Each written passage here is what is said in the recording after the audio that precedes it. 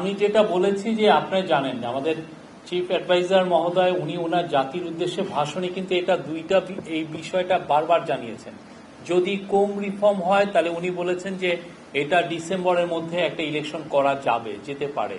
আর একটা হচ্ছে যে যদি পলিটিক্যাল পার্টিগুলো বা আমাদের অংশীজন যদি মনে করেন যে আরো বেশি রিফর্ম করবে, কেননা এই ইন্টারিম গভর্নমেন্টের কাছ থেকে যদি তারা আরো বেশি রিফর্ম চান সেক্ষেত্রে এটা আরো 6 মাস লাগবে আর কি। মানে প্রথমার্ধ 2026-এর প্রথমার্ধের কথা বলাচ্ছে, সেইটারই আমি আজকে একই জিনিসই বারবার বলছি, কিন্তু আমার যেটা মনে হচ্ছে যে জিনিসটাকে ইন্টারপ্রিটেশনে হয়তো বা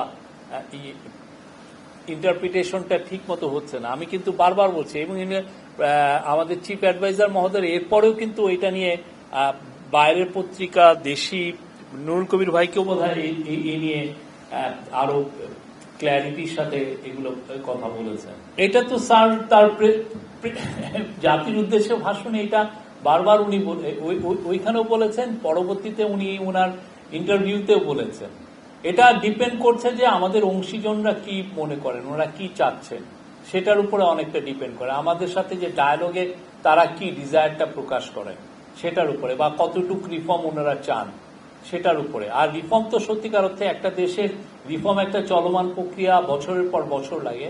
কিন্তু আপনি জানেন যে ইন্টারিম গভর্নমেন্টের কাছ থেকে মানুষের প্রত্যাশাটা অনেক। তারা মনে করছেন যে জনগণ মনে করেন যে যদি ইন্টারিম গভর্নমেন্ট থাকে তাহলে অনেকগুলো রিফর্ম করা হবে। আর আপনি জানেন জুলাই আগস্টের আন্দোলনের একটা মূল আকাঙ্ক্ষা ছিল রাষ্ট্র সংস্কার।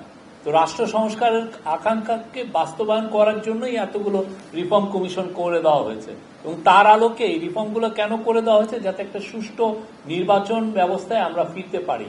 এই সুষ্ঠু নির্বাচন ব্যবস্থায় যতগুলো রিফর্ম লাগে সেগুলোর ব্যাপারে আমরা অংশীজনদের সাথে চিফ অ্যাডভাইজার এবং ইন্টারিম গভর্নমেন্ট কথা বলবেন, এবং ইন্টারিম গভর্নমেন্ট সেই অনুযায়ী তাদের ডিজায়ার কি অংশীজনের সেই অনুযায়ী তাদের সাথে ডায়ালগ করে তারপরে এগুলো বিষয় ডিসাইড হবে।